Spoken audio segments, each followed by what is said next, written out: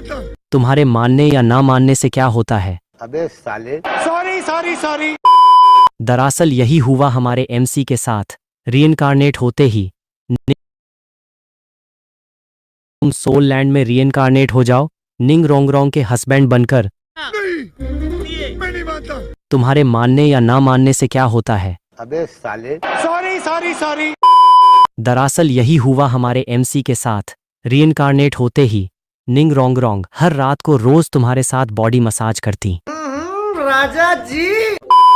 मेरा मतलब निंग रोंगरोंग रोज रात को तुम्हारा ख्याल रखती, तुम्हारी पीठ दबाती या फिर हर रात तुम्हें एक बढ़िया सा स्पा मसाज देती है, सिर्फ इसलिए कि निंग रोंगरोंग के मंगेतर होने के नाते तुम्हारे पास न केवल बचपन से ही मैक्स लेवल की स्पिरिट पावर थी, बल्कि तुम्हारे अल्टीमेट लाइट स्पिरिट के तगड़े टैलेंट की वजह से तुम उसके साथ मिलकर एक तगड़ा फ्यूजन स्किल भी एक्टिवेट कर सकते हो। इस वक्त सोटो सिटी के मेन गेट वाली सड़क पर निंग रोंगरोंग तुम्हें अपनी पीठ पर लाद कर आगे बढ़ रही है और रास्ते में खड़े लोग ये नज़ारा देखकर भौंचक्के रह गए हैं। सान, जरा उस बंदे को देखो, उसने तांग सान की आस्तीन खींचते हुए तुम्हारी तरफ इशारा किया। एक हट्टा कट्टा मर्द होकर लड़की की पीठ पर सवार है, ये कोई तरीका है? तांग सान ने एक नज़र देखा पर कोई जवाब नहीं दिया। उसका ध्यान इस पर नहीं था कि कौन किसको उठा रहा है, बल्कि उसकी नज़र तुम्हारे और निंग रोंगरोंग के कपड़ों पर थी, जो साफ तौर पर किसी रईस खानदान के लग रहे थे। बाहर निकलते ही फालतू के पंगों से दूर रहना ही बेहतर है। वो, चलो चलें, पहले रुकने की जगह ढूंढते हैं। नहीं, वो के अंदर का जस्टिस सिस्टम तुरंत जाग गया। इससे पहले कि तांग सान उसे रोकता, उसने उसका हाथ छुड़ाया और तेजी से निंग रोंगरोंग की तरफ बढ़ गई। हेलो, एक लड़की की पीठ पर बैठे हो, तुम्हें एक मर्द होने के नाते शर्म नहीं आती? वो ने अपनी कमर पर हाथ रखे और उसकी आवाज़ तीखी थी, पर लहजा बिल्कुल भी तमीज़ वाला नहीं था। माना कि कुछ लोग कामचोर होते हैं, पर ऐसे किसी की पीठ पर चढ़ना कहाँ का इंसाफ है? तुम्हें अंदाज़ा भी है कि तुम्हें उठाने में उसे कितनी थकान हो रही होगी। निंग रोंगरोंग के कदम रुक गए। उसने बड़ी हैरत और शक भरी नज़रों से सामने अचानक आ धमकी इस लड़की को देखा। तुम कौन हो? मैं कौन हूं? यह जरूरी नहीं है। वो 2 कदम आगे बढ़ी और निंग रोंगरोंग की पीठ पर सोए हुए तुम्हें छूने ही वाली थी। जरूरी यह है कि तुम्हारी पीठ पर यह जो बंदा है। ओ भाई, तुमसे कह रही हूं, जागो, अगर मर्द हो तो खुद पैरों पर चलकर दिखाओ। उसका हाथ अभी आधा ही पहुंचा था कि चटाक, निंग रोंगरोंग ने उसका हाथ झटक दिया। वह बिल्कुल उस बिल्ली की तरह पीछे हटी जिसकी पूंछ पर किसी ने पैर रख दिया हो। उसने तुम्हें पूरी तरह अपने पीछे छुपा लिया। तुम इसे हाथ नहीं लगा सकती, यह सिर्फ मेरा है। यह आवाज इतनी करारी और तेज थी कि आसपास के कई राहगीरों ने मुड़कर देखा। वो अचानक लगे इस झटके से सकपका गईं, पर तुरंत ही उसकी त्योरियां चढ़ गईं। यह क्या बदतमीजी है? तुम इसकी हालत देखो, यह साफ साफ तुम पर रौब झाड़ रहा है और मैं तुम्हारी ही मदद कर रही हूं। तुमसे मतलब? मेरी मर्जी। निंग रोंगरोंग ने अपनी ठुड्डी ऊपर उठाई, मानो कोई अड़ियल शेरनी हो। मेरा मन करेगा तो मैं इसे उठाऊंगी। तुम्हारे पेट में क्यों दर्द हो रहा है? वो की आंखें फटी की फटी रह गईं। वह तो भलाई करने आई थी, पर यहां तो उल्टा चोर कोतवाल को डांटे वाला सीन हो गया। उसकी नज़र तुम्हारे उस बेफिक्र और चैन से सो रहे चेहरे पर पड़ी तो उसका पारा और चढ़ गया। एक भला चंगा इंसान लड़की की पीठ पर बैठा है, यह ज्यादती नहीं तो क्या है? या तो यह महा आलसी है या फिर यह अपाहिज है। अपाहिज होगी तुम और तुम्हारा पूरा खानदान। निंग रोंगरोंग का पारा 7वें आसमान पर पहुंच गया। उसकी आवाज और भी तीखी हो गई। उसने बिच्छू की तरह डंक मारने वाली इस लड़की को घूरा। उसका सीना गुस्से से हाँफ रहा था और आंखें लाल हो चुकी थीं। तुम्हारी हिम्मत कैसे हुई उसे कुछ भी बोलने की? वह मेरा है, किसी और को हमारे बीच टांग अड़ाने का कोई हक नहीं है। वो भी इस चिल्लाहट से पूरी तरह भड़क गई। तुम किसे गाली दे रही हो जो फालतू में हमारे फटे में टांग अड़ा रहा है? उसे। दोनों एक दूसरे को घूरने लगीं। वो के परिवार को कुछ भी बोलना तांग सान के लिए खुद को गाली देने के बराबर था। दोस्त, तांग सान ने एक कदम आगे बढ़ाकर वू को अपने पीछे किया। उसका लहजा अभी भी शांत था। मेरी साथी के बोलने का तरीका शायद गलत था, लेकिन उसका इरादा नेक था। अगर तुम्हारे इस दोस्त के पैरों में सच में कोई दिक्कत नहीं है तो बेहतर होगा कि वह खुद चले। इसी में सबकी भलाई है। निंग रोंगरोंग ने उसे तिरछी नजरों से देखा, भाव तक नहीं दिया। तुमसे मतलब? तांग सान के चेहरे के एक्सप्रेशन एक पल के लिए जम गए। यह बात बेहद बेइज्जती भरी थी, फिर भी उसने अपने गुस्से को काबू किया। एक गहरी सांस लेकर उसने बड़े सब्र से कहा, अगर सच में कोई परेशानी है तो मैं थोड़ी बहुत डॉक्टरी जानता हूँ, मैं एक बार चेक कर सकता हूँ। अगर तुम्हारे दोस्त की तबीयत खराब है तो शायद मैं कोई मदद कर पाऊँ। यह बात बहुत तमीज़ से कही गई थी। हकीम और जहर का पुराना नाता है। तांग सान को अपने हुनर पर पूरा भरोसा था। ऊपर से वू ने स्टैंड लिया था, इसलिए वह मदद के लिए तैयार था। मगर निंग रोंगरोंग का सब्र जवाब दे चुका था। उसने अपनी आंखें मटकाईं। तुम्हें इंसानी भाषा समझ नहीं आती क्या? मैंने कहा। तुमसे मतलब? तांग सान का चेहरा अब पूरी तरह से उतर गया। वू का तो गुस्सा 7वें आसमान पर था, उसने तांग सान के पीछे से सिर निकाला और निंग रोंगरोंग की तरफ उंगली उठाकर चिल्लाई, तुम इतनी एहसान फरामोश कैसे हो सकती हो? मेरे सान भैया तुम्हारी भलाई के लिए कह रहे हैं और तुम हो कि मुझे सुनाने के बाद उन्हें भी लपेट रही हो। नेकी कर दरिया में डाल वाला हाल है तुम्हारा। निंग रोंगरोंग ने तंजिया मुस्कान के साथ कहा, क्या मैंने तुम लोगों से भीख मांगी थी मदद की? खुद बिन बुलाए मेहमान बनकर बेइज्जती कराने आ जाते हो और फिर दूसरों को दोष देते हो। इसे कहते हैं फ्री का रायता फैलाना। वो गुस्से से लाल हो गई।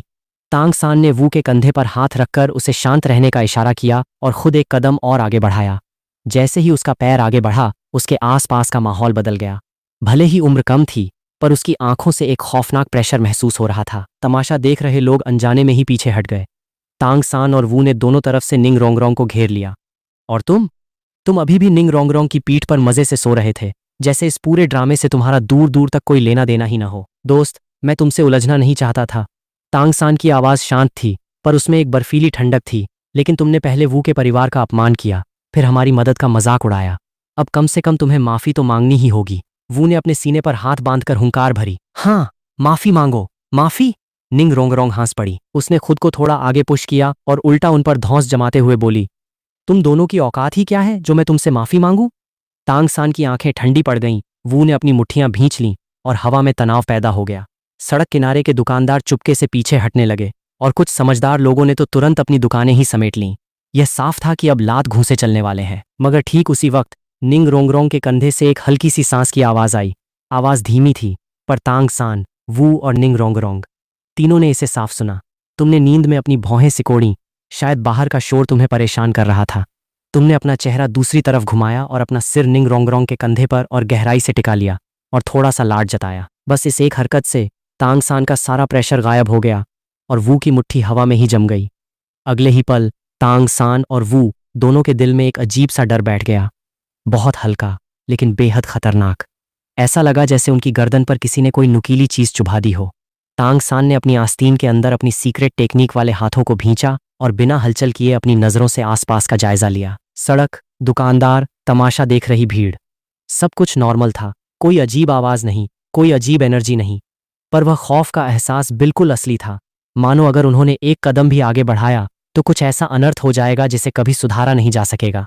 तांग सान को अपनी छठी इंद्री पर पूरा भरोसा था। पिछले जन्म में अपने संप्रदाय में वह सिर्फ अपनी चालों के दम पर नहीं, बल्कि मौत के मुंह से बचकर निकलने वाले अपने बेसिक इंस्टिंक्ट के दम पर जिंदा रहा था। वू की समझ तांग सान जितनी बारीक नहीं थी, पर एक प्राचीन स्पिरिट बीस्ट होने के नाते उसके अंदरूनी सिग्नल्स ने भी उसे तुरंत आगाह कर दिया। वह अनजाने में ही तांग सान के आधे कदम करीब आ गई और उसकी भींची हुई मुट्ठियां ढीली पड़ गईं। बस एक पल में वह खौफनाक एहसास हवा हो गया, जैसे कभी था ही नहीं। तांग सान ने निंग रोंगरोंग को देखा, जो अभी भी अपनी ठुड्डी उठाए हुए निडर खड़ी थी। यह साफ था कि उसे इस भयानक एनर्जी का कोई अंदाजा नहीं था, यानी वह एनर्जी उसकी तो नहीं थी।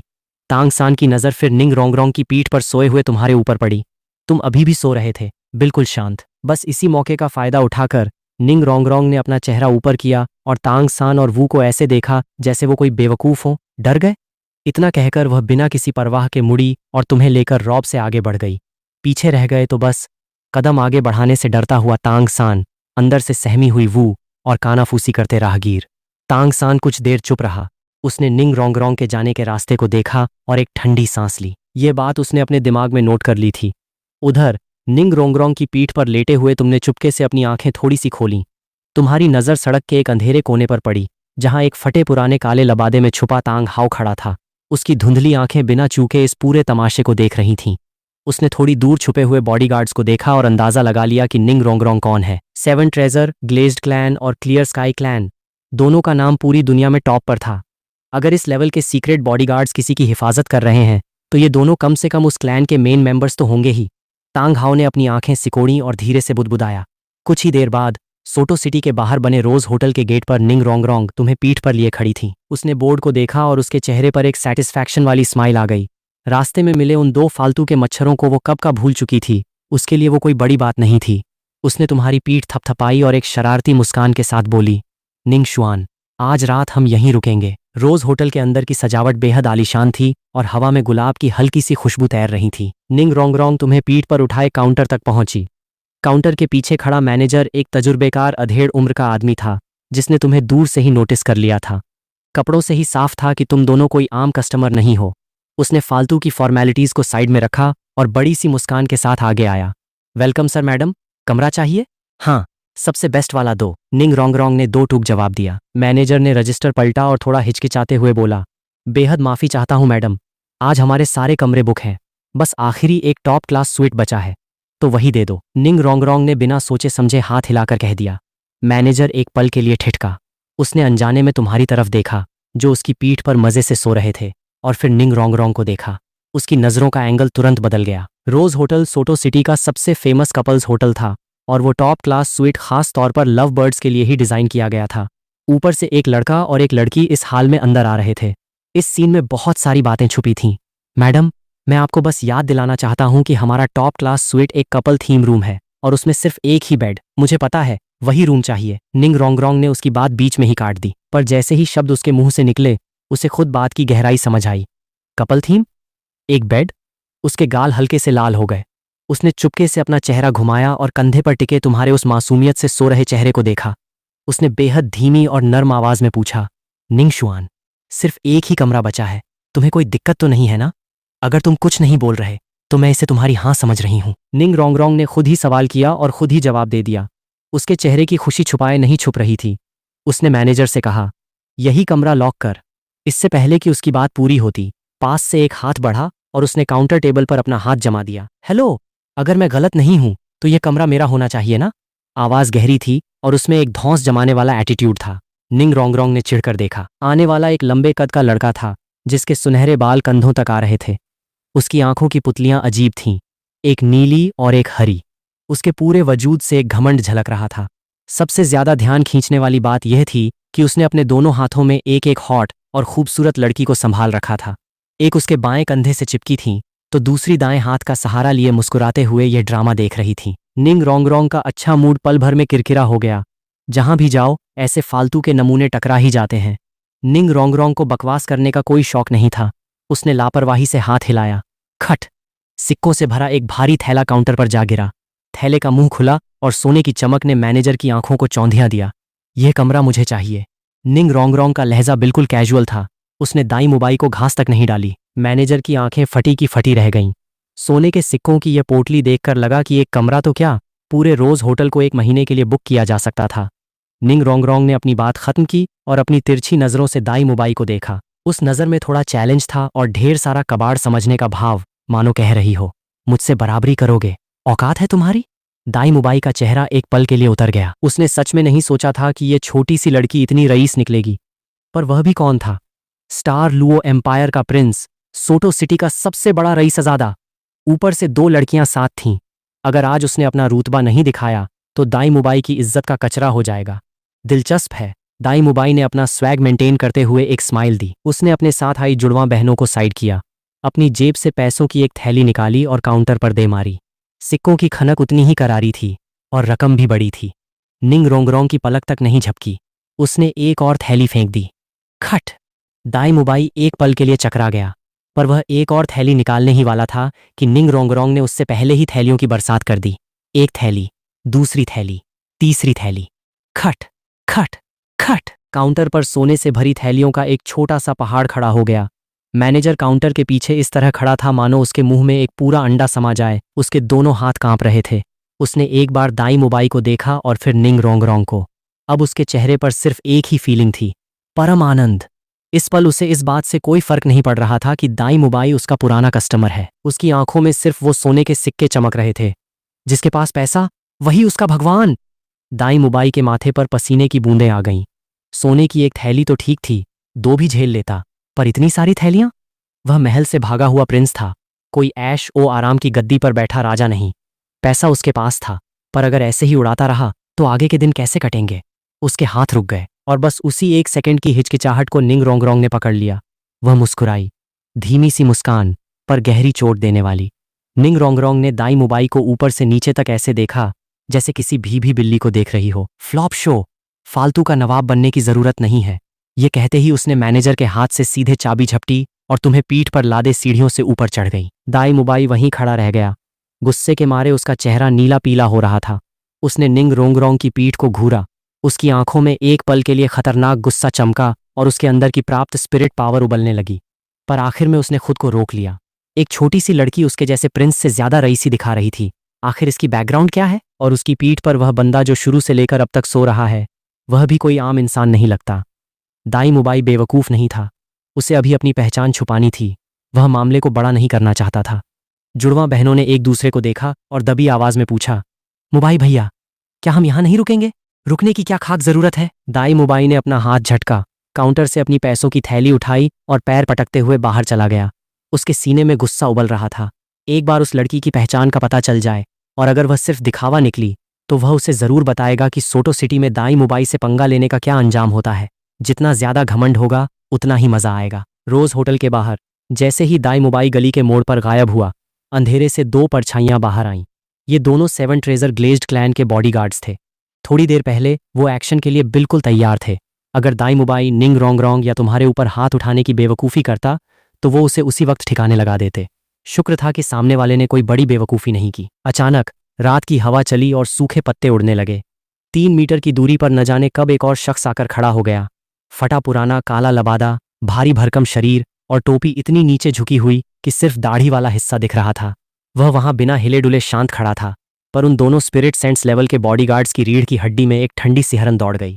कौन हो तुम? पहले बॉडीगार्ड ने कड़क कर कहा और अपनी स्पिरिट पावर एक्टिवेट की। 7 स्पिरिट रिंग्स चमक उठीं। दूसरे बॉडीगार्ड ने भी तुरंत अपनी रिंग्स एक्टिवेट करके पोजीशन ले ली। उस काले लबादे वाले शख्स ने कोई जवाब नहीं दिया। उसने बस एक कदम आगे बढ़ाया। अगले ही पल उसके पीछे से स्पिरिट रिंग्स ऊपर उठने लगीं। पीली, पीली, बैंगनी, बैंगनी, काली, काली, काली, काली और आखिरी वाली बिल्कुल चटक लाल। 9 स्पिरिट रिंग्स। दोनों गार्ड्स की आंखें फटी की फटी रह गईं। टाइटल्ड डोलुओ, वह लड़का और लड़की तुम्हारे क्या लगते हैं? पहले बॉडीगार्ड ने एक पल के लिए चुप्पी साधी। सामने वाले ने उनके क्लैन का अंदाजा लगा लिया था और सीधे तुम्हारे और निंग रोंग रोंग के बारे में पूछ रहा था। यानी सड़क पर जो कुछ भी हुआ, उसने सब देख लिया था। एक टाइटल डॉलुओ के सामने झूठ बोलने का कोई फायदा नहीं था, खासकर तब जब मामला क्लियर स्काई क्लैन से भी जुड़ा हो सकता था। पहले बॉडीगार्ड ने अपनी पीठ सीधी की। वह लड़की हमारे सेवन ट्रेजर ग्लेज्ड क्लैन के चीफ की बेटी निंग रोंग रोंग है और हमारे क्लैन की अगली वारिस भी। दूसरे बॉडीगार्ड ने बात आगे बढ़ाई, और वह लड़का निंग शुआन है। भले ही वह हमारे क्लैन की एक साइड ब्रांच से है, पर क्लैन में उसकी पोजीशन बेहद खास है। हमारे चीफ और दोनों डाउलुओ बुजुर्गों ने खुद उसे क्लैन का गार्डियन घोषित किया है। गार्डियन? तांग हाउ के लहजे में आखिरकार थोड़ा बदलाव आया। वारिस वाली बात उसे समझ आती थी। निंग फेंगजी की बेटी, क्लैन की नन्ही प्रिंसेस। यह कोई अजीब बात नहीं थी, लेकिन गार्डियन का खिताब कोई मामूली बात नहीं थी। इसका मतलब था कि पूरे क्लैन ने तुम्हें अपने फ्यूचर को प्रोटेक्ट करने वाला सबसे अहम पिलर मान लिया था। तांग हाउ के दिमाग में थोड़ी देर पहले का वो नज़ारा घूमा। तुम शुरू से लेकर आखिर तक सो रहे थे। निंग रोंग रोंग तुम्हें उठाकर घूम रही थी, यहां तक कि लड़ाई होने वाली थी, तब भी तुम्हारी नींद नहीं खुली। उस लाड साहब वाले एटीट्यूड का क्लैन के गार्डियन वाले टैग से दूर दूर तक कोई मैच नहीं था। हाँ, एक बात माननी पड़ेगी कि भगवान ने तुम्हें लुक्स बड़े कमाल के दिए थे। सुनहरे बाल, तीखे नैन नक्श और एक अलग ही ऑरा। यहां तक कि तांग हाउ जैसे सख्त इंसान ने भी तुम्हें एक पल के लिए गौर से देखा था, पर सिर्फ एक पल के लिए। उसे तुम में कोई खास बात नजर नहीं आई। तांग हाउ ने धीरे से कहा, उस निंग शुआन लड़के में मुझे ऐसा कुछ नहीं दिखा जिसके लिए पूरा क्लैन उस पर इतना दांव लगाए। दोनों बॉडीगार्ड्स ने एक दूसरे को देखा, पर किसी ने मुंह नहीं खोला। तुम्हारी सीक्रेट्स को ऐसे बाहर बताना उनके बस की बात नहीं थी। तांग हाउ ने भी ज्यादा कुरेदने की कोशिश नहीं की। वह यहाँ सेवन ट्रेजर ग्लेज्ड क्लैन की जासूसी करने नहीं आया था। पहचान पता चलना ही काफी था। अच्छा हुआ कि कोई बड़ा पंगा नहीं हुआ। सेवन ट्रेजर ग्लेज्ड क्लैन दुनिया का सबसे तगड़ा सपोर्ट क्लैन था और सबसे अमीर भी। कोई भी समझदार इंसान मामूली कहासुनी के लिए इतने बड़े क्लैन से दुश्मनी मोल नहीं लेना चाहेगा, यहां तक कि खुद तांग हाउ भी नहीं। तांग सान और वू की बस थोड़ी सी बहस हुई थी, कोई बड़ी बात नहीं थी। बाकी दुनिया से उसे कोई मतलब नहीं था। अगर कोई सच में अंधा होकर पंगा लेगा, तो क्लैन खुद निपटना जानता था। अगर ऐसा है तो कोई बात नहीं। जैसे ही ये शब्द खत्म हुए, उसकी परछाई चुपके से अंधेरे में गायब हो गई। वह जितनी अचानक आया था, उतनी ही तेजी से चला गया। रोज होटल का टॉप क्लास स्वीट। तुम्हें एक खूबसूरत लड़की का इतना करीब होना और उसका पूरा सपोर्ट मिलना बेहद पसंद आया। तुम्हारा मूड बढ़िया हो गया। रिलैक्स पॉइंट्स 1, तुमने एक लजीज डिनर का लुत्फ उठाया, जिसे खुद उस खूबसूरत लड़की ने तुम्हें अपने हाथों से खिलाया।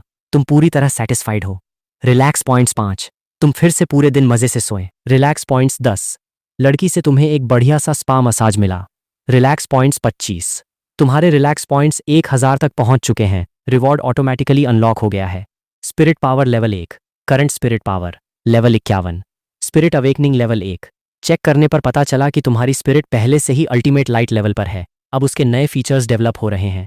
प्रोग्रेस 10%, 30%, 60%, 100%। नया feature unlock, healing, dark Banerjee के साथ ट्यूनिंग 1। अब तुम अंधेरे की ताकतों को ज्यादा बारीकी से महसूस कर सकते हो और डार्क स्पिरिट वाले लोगों के साथ तुम्हारा तालमेल और बेहतर हो गया है। अगली सुबह निंग रोंगरोंग तुम्हें अपनी पीठ पर लादे श्राइक अकेडमी के एडमिशन काउंटर पर पहुंची। वहां का नजारा देखते ही उसका चेहरा उतर गया। वाकई दुनिया कितनी छोटी है। कल सड़क पर फालतू का ज्ञान देने वाले वो 2 मच्छर और होटल में कमरा छीनने वाला वो घमंडी नमूना, सारे के सारे वहीं मौजूद थे, एक भी कम नहीं था। वो जो इधर उधर देख रही थी, जैसे ही उसकी नज़र निंग रोंगरोंग पर पड़ी, उसकी आंखें गुस्से से बड़ी हो गईं। उसने तुरंत तांग सान की आस्तीन खींची। तांग सान ने उसकी नज़रों का पीछा किया। उसकी भौहें हल्की सी सिकुड़ीं, पर उसने तुरंत अपना ध्यान हटा लिया। दाई मुबाई तो एक पल के लिए सन्न रह गया। उसकी नज़र निंग रोंगरोंग और उसकी नज़रें तुम्हारे ऊपर बार बार घूम रही थीं और उसकी आंखों की गहराइयों में एक ठंडी चांदी जैसी चमक कौंधी। निंग रोंगरोंग ने अपनी नाक से एक हल्की सी हुंकार भरी। कई ग्रुप अलग अलग तरफ खड़े थे, कोई कुछ नहीं बोल रहा था, पर हवा में बारूद की गंध साफ महसूस हो रही थी। तभी लाइन के बिल्कुल आखिर में खड़ी एक काले कपड़ों वाली लड़की ने अपनी आंखें उठाईं। वह लड़की काले रंग के टाइट फिटिंग सूट में थी, लंबी और छरहरी काया, नैन नक्श, बेहद खूबसूरत और कातिलाना, और उसके चेहरे पर एक ऐसा रूखापन था जो उसकी उम्र से मेल नहीं खाता था। जब से वह यहाँ आकर खड़ी हुई थी, उसकी नज़रें लगातार दाई मुबाई पर टिकी हुई थीं। स्पिरिट, नाम, हुलिया, सब कुछ हूबहू मैच कर रहा था। झू झूचिंग की आंखें धीरे धीरे ठंडी पड़ती गईं। उसने इतने दिनों तक पीछा किया, इतनी छानबीन की, और आखिरकार उसे स्टार लुओ एम्पायर से भागकर आया अपना मंगेतर दाई मुबाई मिल ही गया। पर उसे यहाँ आकर क्या देखने को मिला? दोनों हाथों में लड़कियां, अय्याशी और रंगरलियां। जिम्मेदारी नाम की कोई चीज ही नहीं थी। झू झूचिंग ने अपनी आंखें झुका लीं। चेहरे पर कोई एक्सप्रेशन नहीं था, बस साइड में रखी उसकी मुट्ठियां थोड़ी और भींच गईं। उसने अपनी नजरें हटा लीं। वह दाई मुबाई को और नहीं देखना चाहती थी, पर अगले ही पल उसकी नज़र थोड़ी सी भटकी और तुम्हारे ऊपर जाकर टिक गई। मगर जैसे ही झू झूचिंग ने तुम्हारी तरफ देखा, उसके दिल की धड़कन अचानक एक पल के लिए रुक गई। उसके शरीर के अंदर मौजूद स्पिरिट ने साफ तौर पर एक अजीब सा फ्यूजन सिंक फील किया। झू झूचिंग की आंखें फटी की फटी रह गईं। ये क्या हो रहा था? आखिर उसकी स्पिरिट का तुम्हारे साथ ऐसा कनेक्शन क्यों फील हो रहा था? तांग सान ने अपनी हथेली खोली और ब्लू सिल्वर ग्रास बाहर आ गई। ली यूसोंग ने अपनी आंखें सिकोड़ी। ब्लू सिल्वर ग्रास जैसी मामूली स्पिरिट से भी कोई इतनी तेजी से कल्टीवेशन कर सकता है? तांग सान के चेहरे का रंग नहीं बदला। ली यूसोंग ने ज्यादा सवाल नहीं किए और रजिस्ट्रेशन जारी रखते हुए कहा, नेक्स्ट। वू ने एक चैलेंजिंग नजर से निंग रोंगरोंग को देखा और अपना हाथ क्रिस्टल बॉल पर रख दिया। लेवल 29। ली यूसोंग की नींद उड़ गई। बहुत बढ़िया, बहुत ही बढ़िया। निंग रोंगरोंग ने तांग सान को देखा। ब्लू सिल्वर ग्रास जैसी कचरा स्पिरिट होने के बाद भी यह लेवल 29 पर पहुंच गया। इस मामूली से मच्छर में सच में थोड़ा बहुत दम तो है। वू ने तुरंत उसे घूरा। निंग रोंगरोंग ने अपनी आंखें मटकाईं और चेहरा दूसरी तरफ घुमा लिया। वो जैसे ही कुछ बोलने वाली थी, तांग सान ने उसे रोक लिया। व्यू। तांग सान ने धीरे से सिर हिलाया। वू ने एक हुंकार भरी और खुद को काबू किया, पर तांग सान की नज़र अब निंग रोंगरोंग को पार करते हुए उसकी पीठ पर लेटे तुम्हारे ऊपर टिक गई थी। कल सड़क पर मिलने के बाद से ही उसे कुछ गड़बड़ लग रही थी। तुम शुरू से आखिर तक सो रहे थे, पर जितना ज्यादा तुम ऐसे बेफिक्र लग रहे थे, उतने ही तुम किसी आम इंसान जैसे नहीं लग रहे थे। नेक्स्ट। ली यूसोंग ने आवाज लगाई। निंग रोंगरोंग तुम्हें पीठ पर लादे आगे बढ़ी। ली यूसोंग ने एक नज़र उसे देखा और फिर उसकी पीठ पर मजे से सो रहे तुम्हें देखा। उसके चेहरे की नसें थोड़ी सी खींची। अपना हाथ यहां रखो। निंग रोंगरोंग ने एक हाथ से तुम्हें संभाला और दूसरे हाथ से क्रिस्टल को छुआ। रोशनी तेजी से चमकी। लेवल 29। ली यूसोंग की उंगली वहीं ठहर गई, पर अगले ही पल निंग रोंगरोंग ने अपनी हथेली पलटी और 7 ट्रेजर ग्लेज्ड टावर हवा में तैरने लगा। सातों रंग की रोशनी चारों तरफ घूमने लगी और वह छोटा सा टावर बेहद खूबसूरत लग रहा था। जैसे ही 7 ट्रेजर ग्लेज्ड टावर सामने आया, वहां मौजूद हर कोई सब समझ गया। 7 ट्रेजर ग्लेज्ड क्लैन, पूरे कॉन्टिनेंट का सबसे टॉप लेवल सपोर्ट स्पिरिट। ली यूसोंग का बर्ताव तुरंत बदल गया। दाई मुबाई की नजरें ठंडी हो गईं, तो इसीलिए कल रात ये इतनी रईसी झाड़ रही थी। तांग सान भी उस टावर को एकटक देखता रह गया। वू को ये सब समझ नहीं आया, उसे बस इन लोगों का रिएक्शन थोड़ा अजीब लगा। ली यूसोंग ने चाय की केतली साइड में रखी और उसके लहजे में अनजाने में ही थोड़ी रिस्पेक्ट आ गई। क्या तुम्हारे घर वालों को पता है कि तुम यहाँ आई हो? हाँ, पता है, निंग रोंगरोंग ने बेहद कैजुअल जवाब दिया। ली यूसोंग ने सिर हिलाया। इस तरह के बड़े बैकग्राउंड वाले मामलों में उसे ज्यादा नहीं बोलना चाहिए था। ठीक है, तो नेक्स्ट। जरा रुकिए। निंग रोंगरोंग ने अपनी ठुड्डी उठाई और अपनी पीठ पर सोए हुए तुम्हारी तरफ इशारा किया। इसे टेस्ट देने की कोई जरूरत नहीं है। ली यूसोंग चौंक गया। क्या मतलब? निंग रोंगरोंग के चेहरे पर एक प्राउड वाली स्माइल आ गई और आंखों में गर्व साफ दिख रहा था। अगर आप लोग मेरा ही लेवल देखकर इंप्रेस नहीं हो सकते, तो आप में इसे टेस्ट करने की औकात ही नहीं है। ये बात सुनते ही वहां सन्नाटा छा गया। वह 7 ट्रेजर ग्लेज्ड क्लैन की लेडी थी, पर वह तुम्हारी तरफ से सीधे टेस्ट देने से ही मना कर रही थी। यह बात लेवल 29 होने से भी ज्यादा ध्यान खींचने वाली थी। ली यूसोंग ने तुम्हें देखा, तुम अभी भी सो रहे थे। ठीक है। ली यूसोंग ने अपनी नजरें हटाईं और रजिस्टर में कुछ नोट कर लिया। नेक्स्ट। लाइन के आखिर से वह काले कपड़ों वाली लड़की आगे बढ़ी। झू झूचिंग ने अपना हाथ क्रिस्टल पर रखा और रोशनी चमक उठी। लेवल 27। ली यूसोंग की पलकें एक बार फिर झपकीं। स्पिरिट। झू झूचिंग ने अपनी स्पिरिट पावर को एक झटका दिया और उसके पीछे हेल कैट की एक धुंधली परछाई दिखाई दी। Hello cat. दाई मुबाई का शरीर पूरी तरह से अकड़ गया। ये स्पिरिट, इम्पॉसिबल। वह वहां से बचकर नहीं निकल सकती थी, बिल्कुल भी नहीं। मगर झू झूचिंग ने उसे ऐसे देखा जैसे किसी अजनबी को देख रही हो। अगले ही पल उसकी नजर तुम्हारे ऊपर जाकर टिक गई। वह तुम्हारे जितना करीब आ रही थी, उसे उतना ही यकीन हो रहा था कि उसकी स्पिरिट जिस बंदे के लिए तड़प रही है वह तुम हो। और यह फीलिंग दाई मुबाई से कई गुना ज्यादा स्ट्रांग थी। झू झूचिंग ने अपनी आंखें झुका लीं और अपने अंदर उठते सवालों को दबा दिया। चेहरा अभी भी एकदम न्यूट्रल था। ली यूसोंग ने कहा, मुबाई, इन सबको 4th राउंड के लिए ले जाओ। जिन लोगों का स्पिरिट लेवल 13 साल की उम्र से पहले 25 से ऊपर है, वो सीधे 2nd और 3rd राउंड को स्किप कर सकते हैं। दाई मुबाई ने अपनी नजरें हटाईं और जोर से कहा, ठीक है, मेरे पीछे आओ। वह आगे आगे चलने लगा। झू झूचिंग ने उसकी तरफ देखा तक नहीं। उसकी नजरें लगातार तुम पर टिकी थीं। तुमने कुछ भी नहीं किया था, तुम तो बस सो रहे थे, पर फिर भी उसकी आंखें तुमसे हट ही नहीं रही थीं। दाई मुबाई ने अपनी मुट्ठियां भींच लीं। 4th राउंड बस आने ही वाला है। मैं भी देखता हूं कि 7 ट्रेजर ग्लेज्ड क्लैन की लेडी जिसे पीठ पर उठाए घूम रही है, उस बंदे में कितना दम है। अगर वह मेरा एक पंच भी नहीं झेल पाया तो फिर मेरा गुस्सा देखने लायक होगा। पूरा ग्रुप गांव के मुहाने को पार करके जल्दी ही एक खाली मिट्टी के मैदान में पहुंच गया। मैदान के एक कोने में एक टूटी हुई बांस की कुर्सी पर एक तगड़ा, भारी भरकम आदमी लेटा हुआ था, जिसके खर्राटों की आवाज आसमान छू रही थी। Zhao sir. दाई मुबाई ने आवाज लगाई, पर कोई रिस्पॉन्स नहीं मिला। दाई मुबाई ने आवाज और बढ़ाई, झाओ सर। झाओ वूजी ने झटके से अपनी आंखें खोलीं और लगभग कुर्सी से गिरते गिरते बचा। मुबाई, क्या बात है? मैं इस साल के नए स्टूडेंट्स को लेकर आया हूं। झाओ वूजी ने एक नजर सबको देखा। 1, 2, 3, 4, 5। वह अचानक रुका। 5। झाओ वूजी झटके से खड़ा हो गया।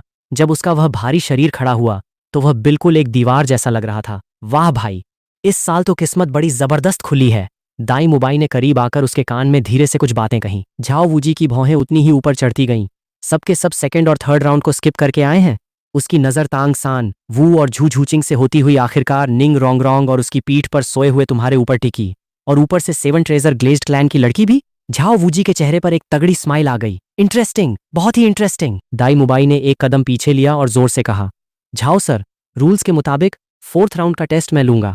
झाओ वूजी ने अपना एक भारी हाथ दाई मुबाई के कंधे पर रखा और उसे साइड हटाते हुए कहा, यह राउंड अपन खुद हैंडल करेगा। दाई मुबाई एक पल के लिए चकरा गया। लेकिन वेकिन कुछ नहीं। झाओ वूजी ने अपनी उंगलियों के पोरों को चटकाया, जिससे कड़क कड़क की आवाज आई और उसकी आंखों में एक अजीब सी चमक थी। इस साल के टैलेंट इतने कड़क हैं कि मेरे हाथों में खुजली हो रही है। तू जरा पीछे हट। दाई मुबाई ने फिर कुछ नहीं कहा। झाओ वूजी का खुद मैदान में उतरना और भी बेहतर था। उसने तुम्हारी तरफ देखा। तुम अभी भी निंग रोंगरोंग की पीठ पर सो रहे थे।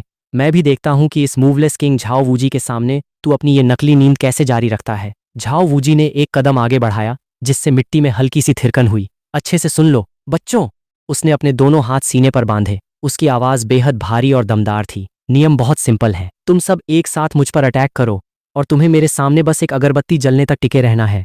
अगर टिक गए तो एडमिशन पक्का, नहीं टिक पाए तो अपना बोरिया बिस्तर समेटो और निकलो। समझ में आया? एक अगरबत्ती का समय। तांग सान और बाकी सबके चेहरों का रंग उड़ गया। झाओ वूजी मुस्कुराया और अपनी तरफ उंगली उठाई। बाय द वे, अपना इंट्रोडक्शन दे दूं। Zhao Wuji, level 76 spirit saint, spirit vigorous वज्र बियर। और जहां तक मेरे निकनेम का सवाल है, अभी तुम्हारी औकात नहीं है उसे जानने की। Level 76 spirit Saint. तांग सान का दिल बैठ गया। ये कोई टेस्ट नहीं था, ये तो सीधे सीधे उन्हें कुचलने जैसा था। पर वह जल्दी ही शांत हुआ और अपने आसपास के लोगों को देखा। तांग सान ने दबी आवाज में कहा, दोस्तों, झाओ सर लेवल 76 के स्पिरिट सेंट हैं। अकेले दम पर हम में से कोई भी उनका मुकाबला नहीं कर सकता। अगर हमें एक अगरबत्ती तक टिकना है तो हमें मिलकर टीम वर्क दिखाना होगा। झू झूचिंग ने कुछ पल शांत रहकर अपना सिर हिलाया, पर निंग रोंगरोंग ने एक ठंडी हुंकार भरी, अपना मुंह फेर लिया और थोड़ी और पीछे हट गई। Team work? भूल जाओ, मेरे पास ये अकेला ही काफी है। ये देखकर वू का पारा चढ़ गया। उसने निंग रोंगरोंग की तरफ उंगली उठाई और चिल्लाई, हेलो, तुम इतनी बदतमीज कैसे हो सकती हो? सान भैया भलाई के लिए प्लान बना रहे हैं और तुम हो कि कोई सीधी बात सुनने को तैयार ही नहीं हो। निंग रोंगरोंग ने अपनी ठुड्डी उठाई। उसका लहजा बेहद घमंडी था। मुझे तुम लोगों की कोई ज़रूरत नहीं है और न ही कोई टीम वर्क करना है। वो और बहस करने वाली थी कि तांग सान ने उसके कंधे पर हाथ रखकर उसे रोक लिया। तांग सान ने निंग रोंगरोंग को देखा, फिर तुम्हें देखा। 7 ट्रेजर ग्लेज्ड टावर एक सपोर्ट स्पिरिट है। सपोर्टर के पास खुद की कोई कॉम्बैट पावर नहीं होती। अगर वह टीम वर्क से मना कर रही है तो इसका मतलब उसका पूरा कॉन्फिडेंस इस सोए हुए बंदे पर है। ठीक है, तो फिर हम तीनों ही मिलकर लड़ेंगे। टांग सान ने और वक्त जाया नहीं किया। वह मुड़ा और वू तथा झू झूचिंग के साथ धीमे सुर में स्ट्रैटेजी बनाने लगा। झाओ वूजी ये सब देखकर और जोर से हंसा। 7 ट्रेजर ग्लेज्ड क्लैन की लेडी होगी अपने घर की, पर श्राइक एकेडमी में आई है तो यहाँ के रूल्स मानने ही पड़ेंगे। वैसे भी टीम बैटल का पहला रूल होता है, सबसे पहले सपोर्टर को उड़ाओ। निंग रोंगरोंग ने खुद टीम से अलग होकर अपने आप को सीधे मेरे सामने परोस दिया है। अच्छा है, लगे हाथ थोड़ा सबक भी मिल जाएगा। आधा अगरबत्ती का समय बीत चुका है बच्चों। झाओ वूजी ने अपनी गर्दन घुमाई, जिससे हड्डियों के चटकने की आवाज आई। उसके चेहरे पर एक शातिर सी मुस्कान थी। प्लान तैयार है या नहीं? अगर तैयार है तो खेल शुरू किया जाए। जैसे ही उसने अपनी बात खत्म की, उसके शरीर से एक बेहद खौफनाक स्पिरिट पावर का ब्लास्ट हुआ। जमीन की मिट्टी हवा में उड़ने लगी। तांग सान, वू और झूचिंग तीनों ने अपनी बॉडी को अलर्ट मोड में डाल दिया, पर झाओ वूजी की नजरें उन सबको पार करते हुए सीधे निंग रोंगरोंग पर जाकर टिक गईं, जो तुम्हें अपनी पीठ पर उठाए हुए थीं। झाओ वूजी का वह भारी भरकम शरीर एक मिसाइल की तरह सीधे निंग रोंगरोंग की तरफ लपका। उसने किसी स्पिरिट स्किल का यूज नहीं किया था, पर सिर्फ उसकी फिजिकल स्ट्रेंथ से जो हवा का प्रेशर बना, उसने चेहरे की खाल तक को हिलाकर रख दिया। अटैक! तांग सान ने एक दहाड़ लगाई और उसकी हथेलियों से ब्लू सिल्वर ग्रास तेजी से बाहर निकली। वू ने अपने पैरों को जमीन पर टिकाया और उसकी पोनीटेल हवा में लहराई। झू झूचिंग की परछाई भी तेजी से घूमी और उसकी पहली स्पिरिट रिंग चमक उठी, पर वो सब बहुत धीमे थे। तांग सान को अंदाजा था कि झाओ वूजी सबसे पहले सपोर्टर पर हमला करेगा। उसने काउंटर अटैक का प्लान भी बनाया था, पर सब बेकार गया। स्पीड बहुत ही ज्यादा थी। पलक झपकते ही झाओ वूजी का वह भारी हाथ निंग रोंगरोंग के चेहरे के ठीक सामने पहुंच चुका था। निंग रोंगरोंग बिल्कुल भी नहीं घबराई। उसने अपने पैर के अंगूठे से जमीन को पुश किया और हवा में तैरते हुए 3 फीट पीछे हट गई। झाओ वूजी का हाथ उसके कपड़ों को छूते हुए निकल गया, पर वह तुरंत फिर से आगे बढ़ा और उसकी विशाल परछाई एक बार फिर निंग रोंगरोंग के ऊपर छा गई। निंग रोंगरोंग ने अपनी ठुड्डी उठाई और एक हल्की सी हुंकार भरी। तभी तुम्हारी वह नींद से भरी और आलसी आवाज सीधे झाओ वूजी के कानों में गूंजी। स्पीड और स्ट्रेंथ। आवाज ज्यादा तेज नहीं थी, जैसे कोई अभी अभी सोकर उठा हो, और उसमें एक भारीपन था। क्या तुमने कभी रोशनी की लात खाई है? एक बेहद अंधा कर देने वाली सफेद रोशनी का ब्लास्ट हुआ। कोई वार्निंग नहीं, कोई एनर्जी चार्ज करने का टाइम नहीं। ऐसा लगा जैसे साक्षात सूरज ही मैदान में आकर गिर गया हो। तांग सान की ब्लू सिल्वर ग्रास हवा में ही रुक गई। वू ने झटके से अपने कदम रोके और अपनी आंखों को हाथों से ढकते हुए दांत भींचकर बोली, ये क्या बकवास है? आंखों के आगे अंधेरा छा गया। झू झूचिंग की स्पीड भी उस रोशनी की वजह से ठप हो गई। अगले ही पल एक तेज रोशनी का फ्लैश चमका। चटाक! एक भयानक धमाका हुआ। लकड़ी के टुकड़े हवा में उड़ने लगे, सूखी घास बिखर गई और कोई भारी चीज सीधे मलबे में जा गिरी। जब रोशनी कम हुई और सबने अपनी आंखें खोलीं, तो मैदान के पीछे बना वो लकड़ी का मकान आधा ढह चुका था। झाओ वूजी उस मलबे के बीच बैठा था। उसके पूरे शरीर पर लकड़ी का चूरा और घास लगी थी और उसके चेहरे पर एक तगड़ा शौक था। वह तुम्हारे एक ही किक से हवा में उड़ गया था। वह लेवल 76 का स्पिरिट सेंट था। Moveless king Zhao Woozi. भले ही उसने किसी स्पिरिट स्किल का यूज नहीं किया था, पर एक आम स्पिरिट मास्टर उसे हिला तक नहीं सकता था। लेकिन अभी अभी वह सचमुच एक ही किक में मैदान से बाहर फेंक दिया गया था और उसने एक पूरा घर तोड़ दिया था। झाओ वूजी धीरे धीरे खड़ा हुआ। उसने लकड़ी के टुकड़ों को झाड़ा और उसकी आंखें पूरी तरह तुम पर टिक गईं। बाकी सबकी नजरें भी घूमकर तुम्हारे ऊपर आ गईं। तुम आखिरकार निंग रोंगरोंग की पीठ पर थोड़े सीधे हुए। तुम्हारे सुनहरे बाल माथे पर बिखरे थे, जिससे तुम्हारी अभी अभी खुली आंखें थोड़ी ढकी हुई थीं। तुमने एक अंगड़ाई ली, जिससे तुम्हारी रीढ़ की हड्डी से हल्की सी चटकने की आवाज आई, और फिर एक उबासी ली, बिल्कुल उस बंदे की तरह जो अभी अभी सोकर उठा हो और जिसे समझ न आ रहा हो कि बाहर इतना शोर क्यों है। तुम्हारी नजरें बड़े ही आलसी अंदाज में तांग सान, वू और दाई मुबाई पर घूमी, फिर मलबे में खड़े झाओ वूजी पर गईं और आखिर में झू झूचिंग के ऊपर एक पल के लिए ठहर गईं। वह अजीब सा फ्यूजन सिंक तुम्हें भी फील हुआ था। बोरिंग। तुमने अपनी नजरें हटा लीं, तुम्हारी पलकें फिर से भारी होने लगीं और तुम्हारी बॉडी नेचुरल तरीके से निंग रोंगरोंग की तरफ झुक गई। निंग रोंगरोंग को इसकी आदत थी। उसने अपने दोनों हाथों से तुम्हें संभाला और बड़े ही परफेक्ट अंदाज में तुम्हें अपनी पीठ पर टिका लिया, ताकि तुम दोबारा उसके कंधे का सहारा ले सको। उसकी मुस्कान रुकने का नाम नहीं ले रही थी। उसने अपनी ठुड्डी बहुत ऊपर उठा रखी थी और उसके चेहरे का एक्सप्रेशन साफ कह रहा था, देख लिया, ये है मेरा निंग शुआन। दाई मुबाई का चेहरा गुस्से और डर से नीला पीला हो रहा था। कल रात वाली वो किक वह साफ देख भी नहीं पाया था। उसे बस एक रोशनी दिखी थी और फिर झाओ सर हवा में उड़ गए थे। झाओ वूजी ने अपने सीने पर देखा, जहां तुम्हारी किक का धुआं उड़ाता हुआ एक निशान छप चुका था। उसने अपने सफेद दांत दिखाए। बहुत बढ़िया लड़के, इस किक का पावर लेवल कम से कम एक स्पिरिट एम्परर के बराबर है। 12-13 साल की उम्र में एक स्पिरिट सेंट को हिला दिया। 7 ट्रेजर ग्लेज्ड क्लैन ने सच में बड़ा छुपा रुस्तम छुपा रखा है। झाओ वूजी की आंखों में चमक और बढ़ गई। शानदार, अभी तो आधी अगरबत्ती। उसकी बात बीच में ही रुक गई, क्योंकि उसका वो एक्साइटमेंट देखकर भी तुमने उसे भाव तक नहीं दिया था। तुमने एक और उबासी ली, अपनी आंखें आधी खोलीं और तुम्हारी नजरें दूसरी तरफ घूम गईं। दाई मुबाई, तांग सान और वू की तरफ। तुम तीनों, तुम्हारा लहजा बिल्कुल फ्लैट था। दाई मुबाई का चेहरा बदला, तांग सान ने अपनी भौहें सिकोड़ी और वू की आंखें तो गुस्से से बड़ी हो गईं। मुझे पता है तुम सबके अंदर बहुत गुस्सा भरा है। तुमने एक और उबासी ली और अपनी उंगली से आंख के कोने में आया पानी साफ किया। कल रास्ते वाली बात, फिर होटल वाली बात। तुम लोग भी अंदर ही अंदर घुट रहे हो और मुझे भी ये सब देखना बकवास लग रहा है। तुमने अपनी पलकों को थोड़ा और खोला, जिससे तुम्हारी हल्की सुनहरे रंग की पुतलियां साफ दिखाई देने लगीं। एक साथ आ जाओ, मैच खत्म करते हैं ताकि मैं वापस जाकर सो सकूं। झाओ वूजी की आवाज साइड से आई। ओ भाई, ये लोग तुम्हारी ही टीम के साथी हैं। तुमने झाओ वूजी की तरफ एक तिरछी नजर डाली और उस नजर में रत्ती भर भी परवाह नहीं थी। तुम हल्के से हंसे, इनकी अभी औकात नहीं है। निंग रोंगरोंग ने बाकी सबसे पहले अपनी आवाज उठाई। उसकी ठंडी पहले से भी ज्यादा ऊपर उठ गई थी और उसकी आंखें हंसते हुए 2 चांद जैसी आधी हो गई थीं। बिल्कुल सही, निंग शुआन ने एकदम सही कहा। तुम लोगों की औकात ही नहीं है। उसने अपनी कमर पर हाथ रखे और बड़े ही घमंड से चारों तरफ देखा। अब जाकर सबको समझ आया कि इस नखरेबाज लड़की के इन नखरों के पीछे आखिर शह किसकी थी। तुम्हारे इस हद पार घमंडी एटीट्यूड को देखकर तांग सान ने एक गहरी सांस ली और एक कदम आगे बढ़ाया। दोस्त, वह बस मामूली कहा सुनी थी। इस सब की कोई जरूरत नहीं है। अभी हमारे लिए यह टेस्ट पास करना ज्यादा जरूरी है। नहीं, जरूरत है। तुम्हारी आवाज में कोई उतार चढ़ाव नहीं था, एकदम ठंडी। जब तक मार नहीं खाओगे तब तक मुंह बंद नहीं होगा। जब तक औकात का अंदाजा नहीं होगा तब तक दूर रहने की अक्ल नहीं आएगी। तुमने अपना सिर थोड़ा सा झुकाया, सुनहरे बाल माथे से हटे और तुम्हारी आंखें आखिरकार पूरी तरह खुल गईं। सही कहा ना? या फिर तुम लोग माफी मांग लो तो मैं तुम्हें माफ कर दूंगा। कैसा रहेगा? नहीं, इम्पॉसिबल। हमारी कोई गलती नहीं थी, हम तो बस भलाई कर रहे थे। वू की बात अभी पूरी भी नहीं हुई थी कि तांग सान की आंखें झटके से सिकुड़ गईं। उसका कॉम्बैट इंस्टिंक्ट बाकी सबसे पहले ट्रिगर हुआ। उसने अपने पैरों से जमीन को जोर से पुश किया और पूरी स्पीड से पीछे की तरफ भागा। सान भैया, संभल कर, वू की आवाज गूंजी। तांग सान की आंखों में एक जादुई बैंगनी रोशनी चमकी। उसने अपनी सीक्रेट आई टेक्निक को उसकी मैक्स लिमिट तक एक्टिवेट कर दिया, जिससे आसपास की हर चीज स्लो मोशन में हो गई। पर उस स्लो मोशन में भी उसे जो चीज दिखाई दी वह सिर्फ एक रोशनी थी। एक ऐसी रोशनी जो स्पीड की आखिरी लिमिट पार कर चुकी थी। इसे डॉज करना नामुमकिन था। Hand technique. तांग सान ने अपने दांत भींचे और अपने दोनों हाथों को सीने के आगे क्रॉस कर लिया, जिससे उसके हाथ सफेद संगीमरमर जैसे चमकने लगे। अब उसके पास सीधे टक्कर लेने के अलावा कोई चॉइस नहीं थी। Light speed kick. तुम्हारी वह आलसी आवाज बिल्कुल उसके कान के पास आकर गूंजी।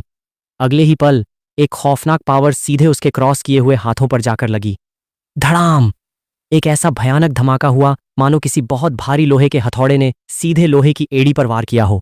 तांग सान एक मिसाइल की तरह पीछे की तरफ फेंका गया। उसने पहले लकड़ी के घर को तोड़ा, फिर दूसरे को, फिर तीसरे को। लकड़ी के खंभे टूट गए, घास हवा में उड़ने लगी और चौथे घर में एक बहुत बड़ा गड्ढा करते हुए तांग सान उस मलबे के अंदर गायब हो गया। वहां से फिर कोई आवाज नहीं आई। वो अपनी जगह पर बिल्कुल जम गई। नहीं, सान भैया, उसका वह भाई जो हमेशा शांत रहता था, जिसके पास हर प्रॉब्लम का सॉल्यूशन था, जो हमेशा उसकी हिफाजत करता था, उसे तुमने एक ही किक में उड़ा दिया था। उसे मदद करने का मौका तक नहीं मिला था। वू ने गुस्से से तुम्हें घूरा। तुम थोड़े बहुत भी तमीजदार नहीं हो सकते क्या? तुमने उसे देखा।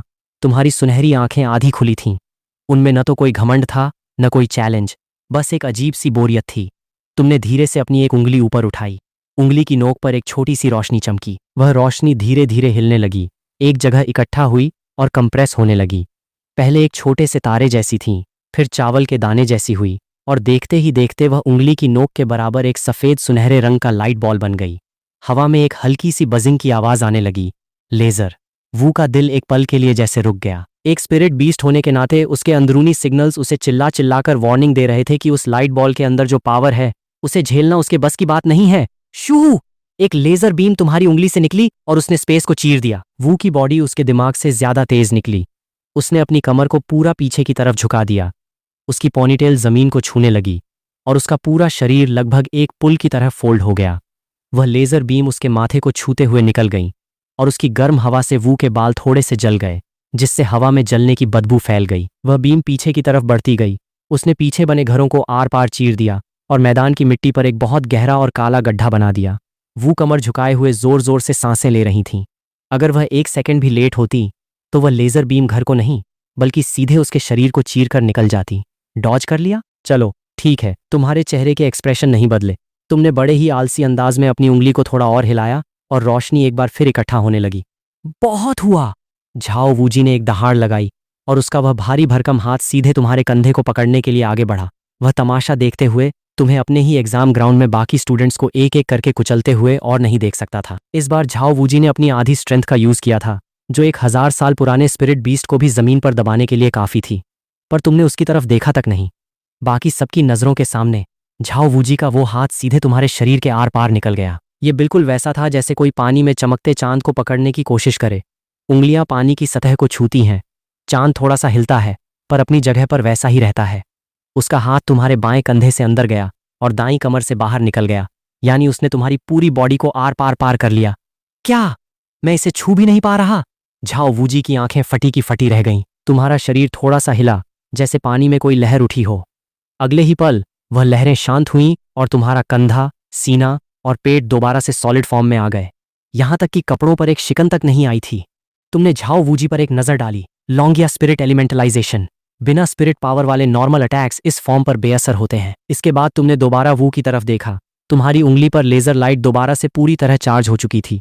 इस बार वह और भी ज्यादा चमकदार और सॉलिड थी। शू! लेजर बीम दोबारा से निकली। वो अभी पिछले वाले शॉक से बाहर भी नहीं आई थी। इस नई बीम के सामने उसे रिएक्ट करने का मौका ही नहीं मिला। पुछ! वह लेजर सीधे उसके शरीर के आर पार निकल गई। वू के मुंह से एक कराह निकली और वह उस लेजर के भयंकर प्रेशर की वजह से पीछे की तरफ फेंकी गई और जमीन पर जा गिरी। उसने अपने कंधे को पकड़ रखा था, जहां उंगलियों के बीच से खून बह रहा था और जलने का एक गहरा निशान साफ दिख रहा था। उसका आधा हाथ पूरी तरह सुन्न हो चुका था। एक साफ हुआ। तुम मुड़े और तुम्हारी नजरें दाई मुबाई पर जाकर टिक गईं। अब तुम्हारी बारी। इस वक्त तुम्हारे चेहरे पर नींद और ज्यादा हावी हो रही थी, पर दाई मुबाई की रीढ़ की हड्डी में एक खौफनाक डर बैठ चुका था। तांग सान और वू का क्या हश्र हुआ था, वह उसके सामने था। वह भागने की हिम्मत भी नहीं कर पा रहा था। White tiger possession. दहाड़! एक शेर जैसी दहाड़ दाई मुबाई के शरीर से निकली और उसकी तीनों स्पिरिट रिंग्स एक साथ चमक उठीं। 2 पीली, एक बैंगनी। उसकी बॉडी का साइज अचानक बड़ा हो गया। मसल्स फूल गईं और उसके पीछे एक सफेद शेर की परछाई दिखाई देने लगी। दाई मुबाई ने अपने पैरों से जमीन पर जोर दिया, जिससे जमीन पर एक छोटा सा गड्ढा बन गया और वह एक सफेद परछाई बनकर सीधे तुम्हारी तरफ लपका। वह पहले वार करना चाहता था। Third spirit skill, white tiger वज्र बॉडी। सफेद रोशनी चारों तरफ फैल गई। वह सफेद शेर की परछाई लगभग उसके शरीर के साथ एक हो गई, जिससे उसका अटैक, डिफेंस और स्ट्रेंथ सब कुछ मैक्स लेवल पर पहुंच गया। यह उसका सबसे तगड़ा वार था। झूझूचिंग मैदान के एक कोने में खड़ी थी। उसने अब तक कोई हलचल नहीं की थी। व्हाइट टाइगर स्पिरिट के सामने आते ही यह कंफर्म हो गया था कि यह बंदा दाई मुबाई ही है, पर उसने अपने सीने पर हाथ रखा। तुम्हारी तरफ से मिलने वाला वो अजीब सा कनेक्शन दाई मुबाई के मुकाबले कई गुना ज्यादा स्ट्रांग था। यह बहुत ही अजीब बात थी। और ठीक उसी पल जब उसका ध्यान थोड़ा भटका, मैदान में एक और रोशनी चमकी। वो कोई अंधा कर देने वाली सफेद रोशनी नहीं थी, बल्कि एक बहुत ही पतली और कंप्रेस की हुई लाइट की धार थी। तुमने अपने दोनों हाथों को भींचा और उन्हें साइड्स में फैलाया, जिससे रोशनी एक जगह इकट्ठी हो गई। जब वह रोशनी कम हुई तो तुम्हारे दाएं हाथ में रोशनी से बनी एक तलवार आ चुकी थी। अमे नो मुराकुमो तलवार। वह लगभग 3 फीट लंबी थी। उसमें कोई मेटल का ब्लेड नहीं था। वह पूरी तरह प्योर लाइट से बनी थी और उसकी धार से सफेद लाल रंग की लपटें निकल रही थीं, जो हवा में जलने के हल्के निशान छोड़ रही थीं। तुमने अपनी तरफ लपकते हुए उस सफेद शेर की तरफ बड़े ही कैजुअल अंदाज में तलवार घुमाई। वह मूवमेंट इतना सिंपल था मानो किसी मक्खी को उड़ा रहे हो। पर वह लाइट ब्लेड जब दाई मुबाई की आंखों के सामने आया तो उसके शरीर का एक एक रोंगटा खड़ा हो गया। वह स्पीड इतनी ज्यादा थी कि उसके व्हाइट टाइगर वाले रिफ्लेक्सेस को डॉज करने का टाइम तक नहीं मिला। चटाक! तेज धार ने मांस को चीर दिया और व्हाइट टाइगर वज्र बॉडी से बना वह तगड़ा डिफेंस उस लाइट ब्लेड के सामने। वह लाइट ब्लेड किसी कागज की तरह दाई मुबाई के उस तगड़े डिफेंस को चीरता हुआ आगे निकल गया। दाई मुबाई की आंखें फटी की फटी रह गईं और गले से एक दबी हुई चीख निकली। जिस व्हाइट टाइगर वज्र बॉडी पर उसे सबसे ज्यादा नाज था, वह एक ही पल में हवा हो गई। उसके दाएं कंधे से लेकर बाईं पसलियों तक एक खौफनाक घाव उभर आया और खून का फव्वारा फूट पड़ा। पर खेल अभी खत्म नहीं हुआ था। तुमने अपना पैर उठाया और पैर के तलवे पर एक बार फिर वही चमकदार रोशनी कौंधी। धड़ाम! दाई मुबाई एक कटी हुई पतंग की तरह हवा में उड़ता हुआ मैदान से बाहर जा गिरा और जमीन पर कई लोट लगाने के बाद जाकर रुका। वह पीठ के बल लेटा हुआ था। उसके सीने के घाव से अभी भी धुआं निकल रहा था और उसका एक हाथ मलबे के ढेर पर बेजान पड़ा था। अब उसमें एक उंगली तक हिलाने की ताकत नहीं बची थी। उसके पीछे दिख रही सफेद शेर की परछाई गायब हो गई और तीनों स्पिरिट रिंग्स बुझ गईं। तांग सान को तुमने लात से उड़ाया, वू को लेजर से चीरा और दाई मुबाई को तो तलवार और लात के कॉम्बो से मरियल कुत्ता बना दिया। तुम अपनी जगह पर शांत खड़े रहे। हाथ की वह लाइट तलवार थोड़ी सी हिली और रोशनी की किरणों में बिखर कर गायब हो गई। लड़के, ये तुम्हारा सेवन ट्रेजर ग्लेज्ड क्लैन नहीं है। झाओ वूजी की गुस्से से कांपती आवाज तुम्हारे पीछे से आई। टेस्ट में गड़बड़ी फैलाना, स्टूडेंट्स पर जानलेवा हमला करना। तुमने तो श्राइक अकेडमी को कुछ समझा ही नहीं है। तुम्हें अपने पीछे एक नेगेटिव वाइब महसूस हुई। तुमने मुड़कर बड़े ही कैजुअल अंदाज में हाथ फैलाए। माफ करना बॉस, बस आप लोगों का मैदान उधार लिया था अपनी पर्सनल दुश्मनी सेटल करने के लिए। वैसे भी ये लोग अभी तक आपकी अकेडमी के स्टूडेंट्स बने कहाँ हैं? अच्छा हाँ, एक तो है, पर आप ही की अकेडमी का रूल है ना, जो स्पिरिट मास्टर पंगे नहीं लेता वह अच्छा स्पिरिट मास्टर नहीं होता। सो इट्स ऑल गुड वू। अचानक तांग सान की एक गुस्से से भरी दहाड़ गूंजी। उस आवाज के साथ ही हवा को चीरती हुई कई चीजों की सनसनाहट सुनाई दी। तांग सान मलबे से बाहर निकल आया था। उसके कपड़े फट चुके थे और मुंह के कोने से खून बह रहा था, पर उसके दोनों हाथों में कई सीक्रेट वेपन्स सजे थे। उसकी कलाइयां तेजी से घूमी और सूरज की रोशनी में दर्जनों बर्फीली सुइयां और खंजर एक अजीब सा एंगल बनाते हुए चमके। उन्होंने चारों तरफ से निंग शुआन के बचने के सारे रास्ते ब्लॉक कर दिए थे। Tang moon secret technique, scattering flowers. Weapons चारों तरफ से तुम्हारी तरफ लपके, पर तुम अपनी जगह पर अडिग खड़े रहे, यहां तक कि तुम्हारी पलक भी नहीं झपकी। सारे के सारे सीक्रेट वेपन्स तुम्हारे शरीर के आर पार निकल गए और सीधे पीछे की मिट्टी में जा धंसे। कोई खून नहीं बहा, कोई घाव नहीं हुआ। तुम्हारा शरीर बस पानी की एक लहर की तरह थोड़ा सा हिला और तुरंत पहले जैसा सॉलिड हो गया। तुमने तांग सान पर एक तिरछी नजर डाली। लगता है अभी भी कसर बाकी है। तांग सान ने जब देखा कि उसके सारे सीक्रेट वेपन्स बेअसर हो गए तो उसका चेहरा एकदम सफेद पड़ गया। तुमने अपनी नजरें हटाईं और एक बार फिर अपना पैर उठाया। रोशनी फिर से तलवे पर इकट्ठा होने लगी। लड़के, हद में रहो। झाओ वूजी की दहाड़ पीछे से गूंजी। उसके शरीर से एक सुनहरी स्पिरिट पावर का सैलाब फूटा और विगोरस वज्र बियर की स्पिरिट उसके शरीर पर पूरी तरह हावी हो गई। उसकी सातों स्पिरिट रिंग्स एक साथ चमक उठीं। 2 पीली, 2 बैंगनी, 3 काली। उसने अपनी 5 उंगलियां खोलीं और हाथ पर सुनहरी पावर चढ़ाकर तुम्हें दबोचने के लिए लपका। चलो, थोड़ा दिमाग तो है इसमें, जैसा दिखता है उतना बेवकूफ नहीं है। तुम हल्के से हांसे, अपनी बॉडी को थोड़ा सा साइड किया और रोशनी की एक चमक के साथ झाओ वूजी का वह भारी हाथ तुम्हारे कपड़ों को छूते हुए निकल गया। इतनी ज्यादा स्पीड! झाओ वूजी का पैर जमीन पर भारी पड़ा, जिससे मिट्टी में एक गहरा गड्ढा बन गया। उसने उसी प्रेशर का यूज करके अपनी पोजीशन बदली और तांग सान के आगे एक ढाल बनकर खड़ा हो गया। तुमने एक ठंडी सांस ली। भाई प्लीज, मैं बस अपनी पर्सनल दुश्मनी खत्म करना चाहता हूँ। बीच में टांग अड़ाना बंद करोगे? वैसे भी ये बंदा अभी तुम्हारी अकेडमी का मेंबर नहीं है। झाओ वूजी का चेहरा गंभीर हो गया। लड़के, मैं जानता हूं तुम बहुत बड़े खानदान से हो, पर यह कोई तुम्हारे बाप का बगीचा नहीं है जहां तुम जो चाहो वो करो। झाओ वूजी अंदर ही अंदर घबरा रहा था। इस लड़के के पास स्पीड है, स्ट्रेंथ है और सबसे बड़ी मुसीबत, इसे कोई टच भी नहीं कर सकता। ये तीनों गॉड लेवल क्वालिटीज इसके पास अकेले हैं, तो फिर कोई चॉइस नहीं है। तुम्हारी आवाज अभी भी उतनी ही आलस से भरी थी और पैर के नीचे रोशनी फिर से इकट्ठा होने लगी। अगर झाओ सर को भी बीच में कूदना है तो लगे हाथ आपको भी लपेट लेते हैं। वैसे भी एक को कूटो या 2 को, बात तो एक ही है। मैच खत्म करके जल्दी घर जाकर सोऊंगा।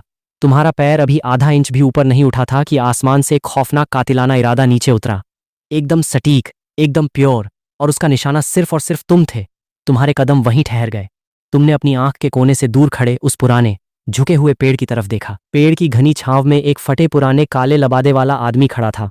चेहरा साफ नहीं दिख रहा था, बस 2 धुंधली पर उसकी रीढ़ की हड्डी जैसी पैनी आंखें साफ चमक रही थीं। तांग हाओ, आपकी सुनहरी पुतलियां थोड़ी सी सिकुड़ गईं। एक टाइटल डॉल वो तो क्या हुआ? तुमने अपनी नजरें हटाईं और पैर के नीचे की रोशनी दोबारा चमक उठी, पर अगले ही पल वह कातिलाना प्रेशर तुम्हारे ऊपर से हटा और सीधे मैदान के दूसरी तरफ घूम गया। उसका निशाना अब निंग रोंग थी। इस वक्त निंग रोंग अभी भी अपनी कमर पर हाथ रखे बड़े ही घमंड से हंस रही थी।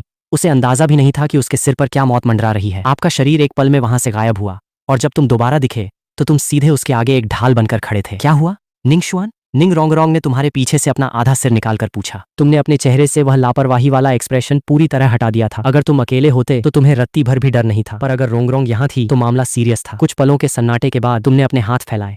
ठीक है, तुम जीत गए, बस खुश? झाओ वूजी ने अपना गार्ड डाउन नहीं किया और तांग सान का गुस्सा भी शांत नहीं हुआ था, पर निंग रोंग को यह सेटिस्फैक्शन काफी लगा। उसने दोबारा आपका हाथ थामा और तांग सान की तरफ बड़े ही चैलेंजिंग अंदाज में अपनी ठुड्डी उठाई। तांग सान की आंखें छोटी हो गईं।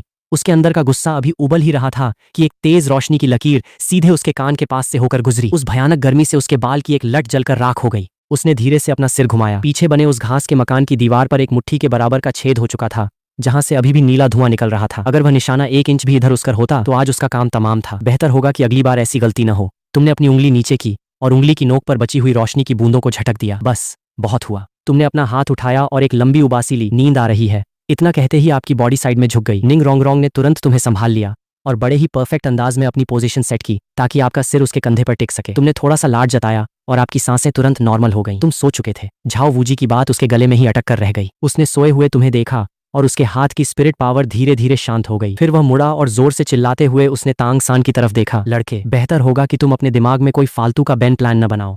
वह तुम्हारी औकात से बहुत बाहर की चीज है। झाओ वूजी ने आपकी तरफ इशारा किया। जब उसने कह दिया कि बात खत्म, तो बेहतर यही है कि बात को यहीं रफा दफा कर दो। तुम दोनों की दुश्मनी यहीं खत्म होती है और यह बात मैं तुम्हारी भलाई के लिए कह रहा हूँ। तांग सान ने अपना सिर झुका रखा था। उसकी मुट्ठियां इतनी भींची हुई थीं कि हाथों से भयंकर दर्द हो रहा था। वह जानता था कि दोनों के बीच जमीन आसमान का फर्क है, पर यह मामला इतनी आसानी से खत्म नहीं होने वाला था, चाहे उसके लिए या फिर वू के लिए। ठीक है, मैं समझ गया। निंग रोंगरोंग ने एक तंजिया हंसते हुए कहा। समझ नहीं भी आया तो कोई बात नहीं। जब 2-4 बार और मार खाओगे तो अपने आप अक्ल ठिकाने आ जाएगी। मार खाने के बाद तो कुत्ते को भी समझ आ जाता है कि दूर रहना है। अब कुछ लोग अगर कुत्ते से भी बदतर हों तो मैं क्या करूं? तांग सान की आंखों में गुस्सा उबल रहा था। उसके हाथों की नसें साफ दिखाई दे रही थीं, पर उसने खुद को जबरदस्ती काबू में रखा। झाओ वूजी ने चिढ़कर निंग रोंगरोंग की तरफ देखा, पर बात उसके मुंह में ही रह गई। 7 ट्रेजर ग्लेज्ड टावर का यूज तो उसने पूरे मैच में एक बार भी नहीं किया था। सिर्फ इस अकेले लड़के ने ही पूरे टेस्ट ग्राउंड का कचरा करके रख दिया। अगर ऊपर से उसे क्लैन के टावर का सपोर्ट मिल जाता। झाओ वूजी चुप रह गया। निंग रोंगरोंग को कोई फर्क नहीं पड़ा। मुझे ऐसे घूरने से कोई फायदा नहीं है, अपुन सिर्फ सच बोलता है। उसने उस अगरबत्ती की तरफ देखा जो कब की बुझकर राख हो चुकी थी। अगरबत्ती तो पूरी जल चुकी है। लगता है तुम्हारी ये श्राइक अकेडमी भी बाकी की फालतू एकेडमियों जैसी ही है, एकदम बोरिंग। झाओ वूजी ने भी उसकी नजर का पीछा किया। अगरबत्ती सच में राख बन चुकी थी। चलो, अच्छा है ये सिरदर्द खत्म हुआ, टेस्ट खत्म हुआ, तुम सब पास हो चुके हो। निंग रोंगरोंग ने बस एक कैजुअल सा रिस्पॉन्स दिया और ऊंची आवाज में बोलते हुए वह मुड़कर जाने लगी। तुम अब कहाँ जा रही हो? निंग रोंगरोंग के कदम रुके। उसने मुड़कर झाओ वूजी को एक तीखी नजर से देखा। तुम्हें सच में लगता है कि तुम लोगों की इस घटिया परफॉर्मेंस को देखकर मैं यहाँ रुकने वाली हूँ? इतना कहकर उसने तुम्हें अपनी गोद में अच्छे से संभाला और तेज कदमों से सीधे बाहर की तरफ चल दी। झाओ वूजी का सीना गुस्से से भर गया, पर उसके पास उसे रोकने के लिए कोई शब्द नहीं थे। तभी एक काली परछाई बिना कोई आवाज किए वहां से गुजरी। वह काले कपड़ों वाली लड़की जो पूरे टेस्ट के दौरान लगभग खामोश थी, वह भी निंग रोंगरोंग के पीछे पीछे चल दी। एक और गई। झाओ वूजी ने अपने गुस्से को दबाया। उसके पास अभी 2 गंभीर रूप से घायल और एक मामूली रूप से घायल स्टूडेंट था। उसके पास किसी का पीछा करने का टाइम नहीं था। झाओ वूजी तांग सान की तरफ मुड़ा और फिर थोड़ी दूर बैठी उस पीली पड़ी वू को देखा। लड़के, अकेडमी में एक सपोर्ट सिस्टम स्पिरिट सेंट मौजूद है। ये घाव जानलेवा नहीं है और न ही कोई लाइफ टाइम प्रॉब्लम होगी। इतना कहकर झाओ वूजी बड़े बड़े कदम बढ़ाता हुआ उस अधमरे और बेहोश पड़े दाई मुबाई के पास पहुंचा और एक झटके से उसे एक हाथ से जमीन से उठा लिया। तांग सान ने वू को सहारा देकर उठाया। आई एम सॉरी वू। वू के होंठ सफेद पड़ चुके थे एंड उसकी आंखों में हार का गुस्सा साफ दिख रहा था। सान भैया, तुम फिक्र मत करो, मैं इतनी आसानी से हार मानने वाली नहीं हूँ। ये मैटर अभी क्लोज नहीं हुआ है। झाओ वूजी ने उनके बीच में कोई टांग नहीं अड़ाई। चलो। तांग सान वू को संभाले हुए उसके पीछे पीछे चल दिया। थोड़ी ही दूर पर उस फटे पुराने काले लबादे के अंदर छुपा तांग हाओ अपनी जगह पर बुत बनकर खड़ा था। उसकी नजरें तांग सान और वू पर टिकी थीं। अगर कोई और होता तो वह उसे कब का यमराज के पास भेज चुका होता, पर बदकिस्मती से सामने 7 ट्रेजर ग्लेज्ड क्लैन था। क्लियर स्काई क्लैन पहले से ही दुनिया से कटकर छुपा हुआ है। ऐसे में 7 ट्रेजर ग्लेज्ड क्लैन से नया पंगा लेना सिर्फ और मुसीबतें बढ़ाएगा। ऊपर से उस 10 लाख साल पुराने स्पिरिट बीस्ट का सीक्रेट भी छुपाकर रखना था। धीरे धीरे रात का अंधेरा छाने लगा। सोटो सिटी के बाहर जाने वाली उस कच्ची सड़क पर निंग रोंगरोंग एक हाथ से तुम्हें संभाले हुए थी और दूसरे हाथ से अपने पेट को दबा रही थी। अगुड़ गुड़ की आवाज इस सन्नाटे में साफ सुनाई दे रही थी। भूख के मारे जान निकल रही है। उसने अपना सिर आपकी तरफ घुमाया। निंग शुआन, तुम्हें भूख नहीं लगी क्या? आपकी पलकें तक नहीं हिली, बस गले से एक हल्की सी हूं की आवाज आई। चलो फिर शहर चलकर कुछ बढ़िया सा खाते हैं। निंग रोंगरोंग ने अपनी पोजीशन सेट की और शहर के गेट की तरफ बढ़ने लगी। अभी वह 10 कदम भी आगे नहीं बढ़ी थी कि एक काली परछाई बिना किसी आवाज के उसके आगे आकर रुकी। निंग रोंगरोंग के कदम ठिठके, उसकी आंखें छोटी हुईं और उसने झटके से अपना सिर घुमाया। कौन है? उस सूनी सड़क पर किसी ने कोई जवाब नहीं दिया। अगले ही पल वह काली परछाई उसके ठीक सामने आ खड़ी हुई। 9 स्पिरिट रिंग्स उसके पैरों के नीचे से बिना किसी आवाज के ऊपर उठने लगी। पीली पीली, बैंगनी बैंगनी, काली काली काली काली और आखिरी वाली बिल्कुल चटक लाल। 9 स्पिरिट रिंग्स एक के ऊपर एक सजी थीं और उस फटे पुराने लबादे के नीचे धीरे धीरे घूम रही थीं। निंग रोंगरोंग की सांसें वहीं थम गईं। 10 लाख साल पुरानी स्पिरिट रिंग। उसने अपने चेन दादाजी की 9 रिंग्स देखी थीं और ग्यू दादाजी की भी 9 रिंग्स देखी थीं, पर उन लोगों के पास भी ऐसी लाल रिंग नहीं थी। वह अनजाने में ही एक कदम पीछे हटी और उसकी बाहें तुम्हें और कसकर थाम गईं। उस काले लबादे वाले शख्स ने अपना हाथ उठाया और अपनी टोपी को पीछे हटाया। एक रफ सा अधेड़ उम्र का चेहरा सामने आया, बिखरी हुई दाढ़ी और अंदर धंसी हुई आंखें। 7 ट्रेजर ग्लेज्ड क्लैन की नन्ही प्रिंसेस और उनके फ्यूचर गार्डियन। तांग हाओ की आवाज बेहद भारी थी। घबराने की जरूरत नहीं है, मेरा कोई गलत इरादा नहीं है, मैं क्लियर स्काई क्लैन से हूँ। निंग रोंगरोंग ने अपनी भौहें सिकोड़ी। क्लियर स्काई क्लैन का बंदा, 9 spirit rings, title Douluo. Clear sky clan को तो स्पिरिट हॉल ने कूट कूट कर अंडरग्राउंड होने पर मजबूर कर दिया था ना। तुम बाहर कैसे घूम रहे हो? झूठ बोलना है तो कम से कम कोई ढंग का झूठ बोलो। तांग हाओ एक पल के लिए चुप रहा। ये सब बातें मायने नहीं रखती। उसने निंग रोंगरोंग को देखा। मायने यह रखता है कि तुम लोगों का मेरे बेटे के साथ क्या सीन है। तुम्हारा बेटा तांग सान? निंग रोंगरोंग के चेहरे का एक्सप्रेशन तुरंत बदल गया। उसका वह डर गायब हो गया और उसकी जगह चेहरे पर सिर्फ और सिर्फ घृणा आ गई। अच्छा, तो छोटे को कूटा तो अब बड़ा आ गया धौंस जमाने। तांग हाओ के चेहरे की नसें थोड़ी सी खींची। उसने अपनी आवाज को भारी किया। बच्ची, मैं यहाँ कोई बदला लेने नहीं आया हूँ। क्लियर स्काई क्लैन और 7 ट्रेजर ग्लेज्ड क्लैन दोनों ही टॉप 3 क्लैंस का हिस्सा हैं। तो वो उसकी खुद की गलती थी। निंग रोंगरोंग ने उसकी बात बीच में ही काट दी। तांग हाओ की भौहें तन गईं। जो कुछ भी हुआ उसमें गलती दोनों तरफ की थी। सान को उसका सबक मिल चुका है, पर तुम लोगों ने कुछ ज्यादा ही कर दिया। अगर तुम लोग जाकर सान से माफी मांग लो तो मैं पुरानी बातों को यहीं रफा दफा समझूंगा। सान को मैं खुद समझा दूंगा। निंग रोंगरोंग का तो गुस्से के मारे हंसने का मन कर रहा था। क्या बकवास कर रहे हो? माफी? और मेरी गलती है? मेरी गलती कहाँ है भाई? उसने तांग हाओ को 2 सेकंड घूरा और सीधे अपना मुंह फेर लिया। और वैसे भी उसकी औकात ही क्या है जो मैं उससे माफी मांगू? इन 2 शब्दों को सुनते ही तांग हाओ सन्न रह गया। एक 12 साल की छोटी सी लड़की एक टाइटल डॉलुओ के सामने, 9 स्पिरिट रिंग्स के सामने कदम पीछे हटाने के बजाय उल्टा उस पर धौंस जमा रही थी और उसकी इज्जत का कचरा कर रही थी। तांग हाओ की आवाज थोड़ी और ठंडी हो गई। बच्ची, मैं तमीज से बात कर रहा हूँ, सिर्फ हमारे क्लैंस के पुराने रिश्तों की वजह से। तुम्हें अपनी भलाई और बुराई का अंदाजा होना चाहिए। निंग रोंगरोंग ने अपनी ठुड्डी हवा में उठाई। मुझे सब अच्छे से समझ आ रहा है। जो अंधा है वो तुम हो। तुम्हारा बेटा खुद बिन बुलाए मेहमान बनकर बेइज्जती कराने आया था, और अगर उसमें दम नहीं था तो वो उसकी प्रॉब्लम है। तुम खुद क्यों यहाँ रायता फैलाने आ गए? तुम्हें एक बाप होने के नाते जरा भी शर्म नहीं आती? यहाँ रास्ता रोकने चले आए। छोटे को मार पड़ी तो अब बड़ा उसकी ढाल बनकर सामने आया है। तुम बाप बेटे का कैरेक्टर सच में एक जैसा ही है। निंग रोंगरोंग की आवाज हवा में गूंजी। तभी वहां की हवा अचानक पूरी तरह से जम गई और एक टाइटल डॉलुओ का भयानक प्रेशर सीधे नीचे की तरफ आया। निंग रोंगरोंग के घुटने उस भारी दबाव से थोड़े से मुड़े, पर तभी एक गर्म और जाना पहचाना हाथ आगे बढ़ा और उसने रोंगरोंग के हाथ को थाम लिया। निंग रोंगरोंग ने तुरंत अपना सिर घुमाया। तुमने अपनी भारी पलकें थोड़ी सी खोली, पर आपकी सुनहरी पुतलियों में अभी भी एक हल्की पीली सी चमक थी। वही आधी नींद और आधा होश वाला आलसी लुक। मगर आपकी उंगलियां रोंगरोंग की उंगलियों के बीच से होती हुई उसकी उंगलियों के साथ पूरी तरह से लॉक हो चुकी थीं। कितना शोर मचा रखा है। अभी सोए हुए मुझे कुछ मिनट भी नहीं हुए थे। आपकी वह भारी आवाज आई। यह सुनते ही निंग रोंगरोंग के मुंह के कोने तुरंत ऊपर की तरफ खिंच गए। उसने बड़े ही हक से आपके हाथ को और कसकर थामा। हथेली से हथेली मिली और दोनों की उंगलियों से एक हल्की सी फ्लोरोसेंट रोशनी फूट पड़ी। वह रोशनी बेहद शांत और अंदरूनी थी, जैसे रात के सन्नाटे में चांद की रोशनी पानी की सतह पर गिरती है और उसकी लहरें एक के बाद एक चारों तरफ फैलने लगती हैं। तांग हाओ का वह खौफनाक प्रेशर जैसे ही उस शांत रोशनी से टकराया, पलक झपकते ही पूरी तरह से गायब हो गया। तांग हाओ की आंखें झटके से छोटी हो गईं। यह तो स्पिरिट फ्यूजन स्किल। निंग रोंगरोंग ने बड़े ही प्राउड अंदाज में तुम दोनों के आपस में जुड़े हुए हाथों को हवा में थोड़ा सा हिलाया। निंग शुआन, यह बुढ़ा खुद को टाइटल डॉलुओ समझकर कुछ ज्यादा ही हवा में उड़ रहा है।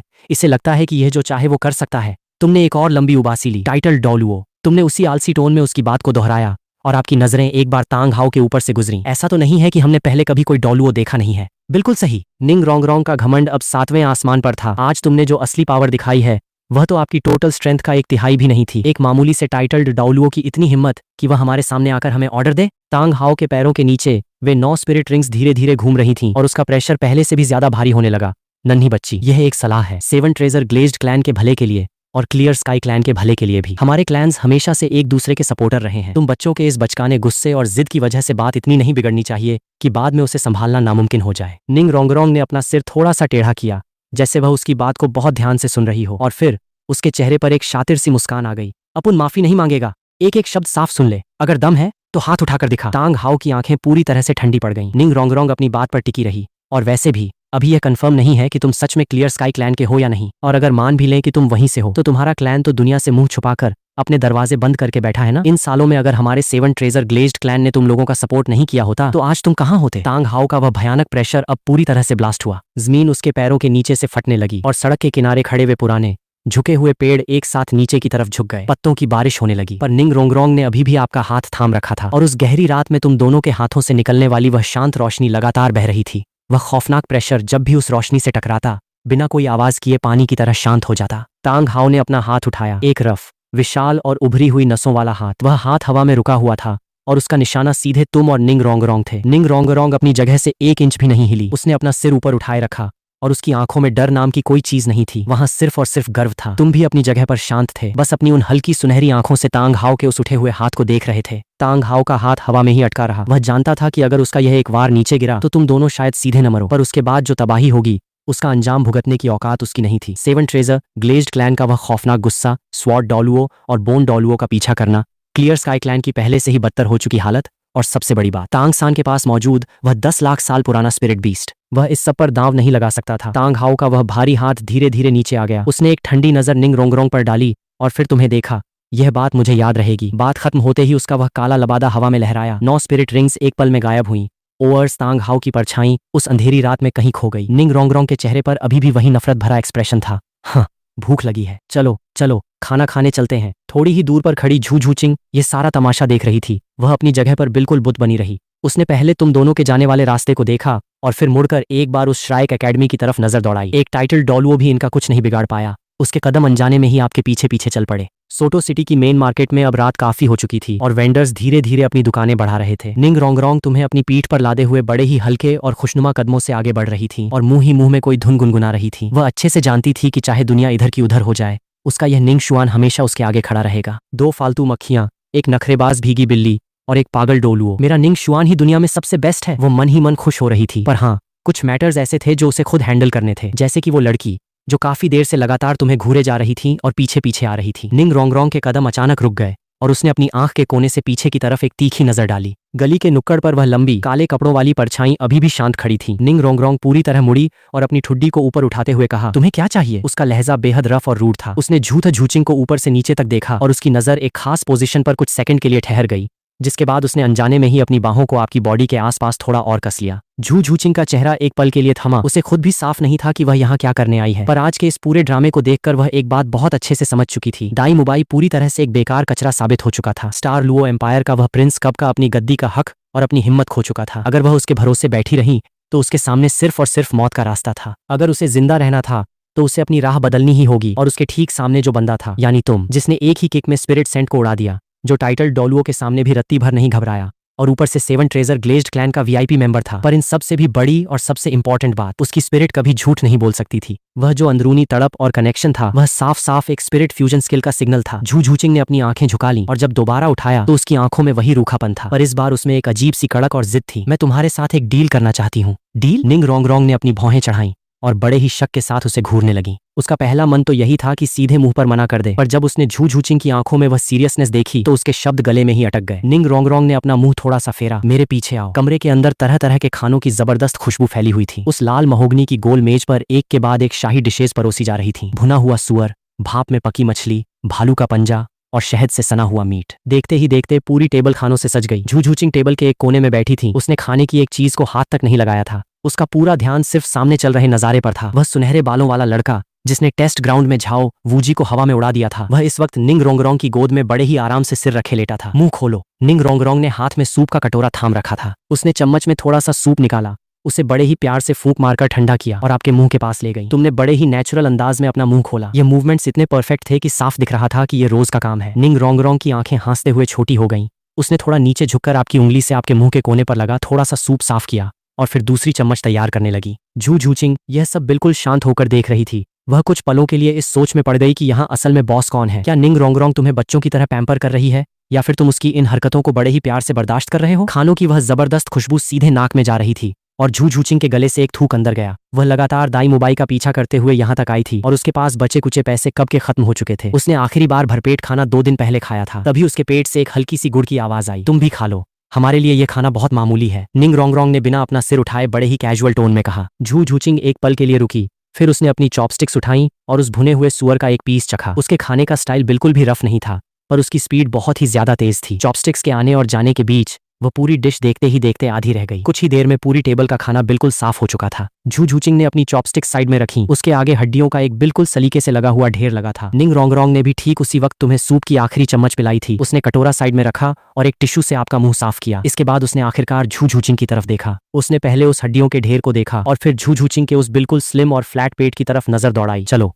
अब बताओ तुम्हारी क्या डील है? झू झूचिंग अपनी चेयर पर बिल्कुल स्ट्रेट होकर बैठ गई। उसने पहले निंग रोंगरोंग को देखा और फिर उस आधी नींद में पड़े तुम्हें देखा। उसने एक गहरी सांस ली। मेरे और इसके बीच एक स्पिरिट फ्यूजन स्किल एक्टिवेट हो सकती है। निंग रोंगरोंग झटके से अपनी सीट से खड़ी हो गई। स्पिरिट फ्यूजन स्किल तुम्हारे और इसके बीच? तुम तो एक बिल्ली हो ना? उसे अच्छे से याद था कि इस लड़की की स्पिरिट हेल कैट थी, पर अगर उसका खुद का 7 ट्रेजर ग्लेज्ड टावर आपकी उस प्योर लाइट के साथ सिंक हो सकता था तो लॉजिकली देखा जाए तो इस बिल्ली के साथ भी कनेक्शन होना इम्पॉसिबल नहीं था। पर यह बात सोचते ही निंग रोंगरोंग के अंदर एक अजीब सी घबराहट और इनसिक्योरिटी पैदा हो गई। उसने झटके से तुम्हें दोनों हाथों से पकड़ा और जोर जोर से हिलाने लगी। निंग शुआन, तुम कुछ बोलते क्यों नहीं हो? इसी स्पिरिट फ्यूजन स्किल की वजह से ही तो उसके पापा चेन दादाजी और ग्यू दादाजी हमेशा से यह मानते आए थे कि तुम दोनों एक दूसरे के लिए ही बने हो। वह हमेशा खुद को आपकी लाइफ में सबसे स्पेशल और इकलौती मानती आई थी। पर अब यह नया पंगा कहाँ से आ गया? पर तुम तो इस वक्त बढ़िया से पेट पूजा करके बिना किसी टेंशन के गहरी नींद में डूब चुके थे। निंग रोंग ने तुम्हें काफी देर तक हिलाया, पर आपकी पलक का एक कोना तक नहीं हिला। तुमने बस नींद में ही एक हल्की सी हूं की आवाज निकाली और अपने चेहरे को बड़े ही प्यार से उसकी हथेली पर थोड़ा और रगड़ा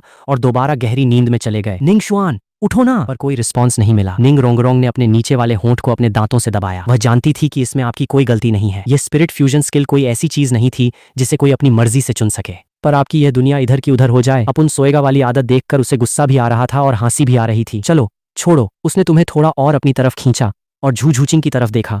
तुमने कह दिया कि कनेक्शन है, तो मैं मान लूं?